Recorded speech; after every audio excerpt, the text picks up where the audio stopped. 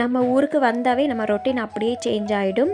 என்னால் கரெக்டாக வீடியோவும் எடிட் பண்ண முடியல. இன்னொரு 2 டேஸில் கோயம்புத்தூர் போயிடுவோம். போனதுக்கப்புறம் ரெகுலர் வீடியோஸ் கண்டிப்பாக வரும். கிறிஸ்மஸ் அன்னைக்கு மத்தியானம் சர்ச்சுக்கு இந்த சாரீ தான் வியர் பண்ணியிருந்தேன். எப்படி இருக்குன்னு சொல்லி எனக்கு மறக்காமல் கமெண்ட்ஸ் பண்ணுங்கள். சர்ச்சுக்கு போகணுன்னாவே இந்த வாய்க்காலை தாண்டி தான் போகணும். அதனால் போகும்போது வரும்போதெல்லாம் ஒவ்வொரு கிளிப்ஸ் எடுத்துகிட்டு வருவோம். அன்றைக்கி சர்ச்சில் ஈவினிங் கிறிஸ்மஸ் ப்ரோக்ராம் எல்லாம் கண்டக்ட் பண்ணியிருந்தாங்க. ஸோ ரொம்ப ஜாலியாக இருந்தது. குழந்தைங்கெல்லாம் நல்லா டான்ஸ் பண்ணாங்க.